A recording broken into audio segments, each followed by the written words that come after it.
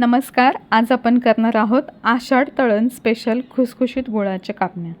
या कापण्या इतक्या छान खुसखुशीत होतात, अजिबातही चिवट किंवा कडक होऊ नये म्हणून या व्हिडिओमध्ये काही खास टिप्स सांगितलेल्या आहेत. तर व्हिडिओ शेवटपर्यंत नक्की बघा आणि व्हिडिओ आवडला तर लाईक, शेअर आणि सबस्क्राईब करायला अजिबातही विसरू नका. आता एका भांड्यामध्ये मी घेतलेला आहे 1 वाटी गूळ.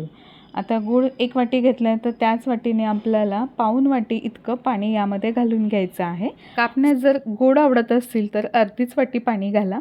त्यानंतर आपल्याला हे पाणी गरम करून घ्यायचं आहे आणि त्यामध्ये फक्त गूळ विरघळवायचा आहे. हे पाणी अजिबातही आपल्याला उकळवायचं नाही आहे. पाणी जर उकळलं गेलं तर याचा पाक होऊ शकतो आणि त्याने ह्या ज्या कापण्या आहेत त्या चिवट किंवा कडक होऊ शकतात. आता पाणी थंड होतं आहे तोपर्यंत आपण एका भांड्यामध्ये 2 वाट्या गव्हाचं पीठ घेतलेलं आहे. त्यामध्येच अर्धी वाटी रवासुद्धा घ्यायचा आहे. बारीक रवा घेतलेला आहे आणि 2 ते 3 चमचे आपल्याला यामध्ये घालायचं आहे बेसन पीठ. आता हे सगळं घातल्यानंतर यामध्ये चवीनुसार मीठ घालून घ्यायचं आहे. वाटीचं प्रमाण एकच ठेवायचं आहे म्हणजे सगळं साहित्य आपलं व्यवस्थित असं मोजून घेतलं जातं. आता हे सगळं छान एकत्र करायचं आहे आणि यामध्ये 4 चमचे कडकडीत तेलाचं मोहन घालून घ्यायचं आहे. तेलाच्या ऐवजी तुपाचं मोहन घातलं तरीही चालेल. मोहन घालणं खूप आवश्यक आहे, त्यामुळे कापण्या छान खुसखुशीत बनतात. आता हे मोहन आहे ते आपण या पिठाला सगळं व्यवस्थित असं लावून घेऊया. पिठाला चोळून चोळून लावून घ्यायचं आहे. सुरुवातीला तेल गरम होतं म्हणून चमच्याने एकत्र केलं, नंतर हाताने सगळं लावून घेतलेलं आहे. त्यानंतर आपण हे जे गुळाचं पाणी केलेलं आहे ते आता गाळणीने गाळून घेऊया.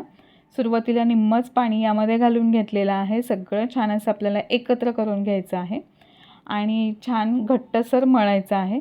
खूप जास्त घट्टही मळायचं नाही आहे, कारण यामध्ये रवा भिजला जावा यासाठी थोडंसं किंचित सैलसर ठेवायचं आहे. पण चपातीच्या पिठापेक्षा आपल्याला घट्ट गोळा मळून घ्यायचा आहे. तर अशा पद्धतीने हे सगळं छान असं मळून घेतलेलं आहे. यामध्ये तुम्ही गुळाचं पाणी घालत असताना सुंठपूड किंवा जायफळ पूड घाला, म्हणजे चव खूप छान येते कापण्यांना. आता हे पीठ आपल्याला ठेवायचं आहे 15 ते 20 मिनिट चांगलं भिजत ठेवायचं आहे. या रेस्टिंग टाईममुळे पीठ छान मुरलं जातं आणि कापण्या छान गोडसर होतात. आता 15 ते 20 मिनिट झालेले आहेत आणि हे बघा अशा पद्धतीने पीठ चांगलं भिजलं गेलेलं आहे आणि हे झाकून ठेवल्यामुळे रेस्टिंग टाईममुळे पीठ छान सेट झालेलं आहे.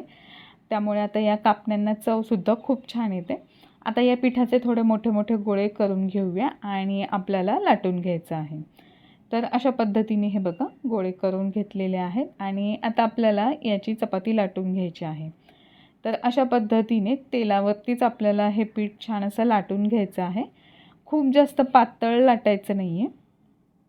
थोडंसं लाटून झाल्यानंतर यावरती आपण खसखस किंवा तीळ लावून घ्यायचे आहे. तर मी इथे अशा पद्धतीने खसखस लावून घेतली आहे. त्यानंतर पूर्ण चपाती लाटून घ्यायची आहे. तर अशा पद्धतीने हे सगळं छान असं लाटून झालेलं आहे. तर हे बघा एवढ्या जाडीची आपल्याला ही चपाती ठेवायची आहे. त्यानंतर आपल्याला हव्या त्या आकारामध्ये या कापण्या कापून घ्यायच्या आहेत. तर हे बघा अशा पद्धतीने मी या कापण्या कापून घेतलेल्या आहेत.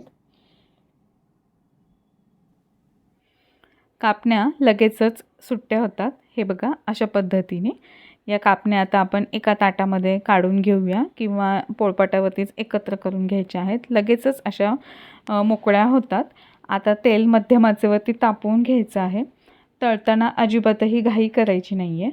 मध्यम ते मंद आचेवरतीच आपल्याला या कापण्या तळून घ्यायच्या आहेत, म्हणजे कापण्या बाहेरून कुरकुरीत आणि आतून छान नरम होतात. आणि जास्त आचेवरती तळल्या तर त्या लगेचच करपतात किंवा चिवट होतात. तर अशा या कापण्या कशा वाटल्या तुम्हाला? खुसखुशीत आणि पारंपरिक गुळाच्या कापण्या आवडल्या तर लाईक करा, शेअर करा आणि आपल्या चॅनलला सबस्क्राईब करायला विसरू नका. पुन्हा भेटूया अशाच एका खास रेसिपीसोबत. तोवर खा, प्या आणि मस्त रहा. धन्यवाद.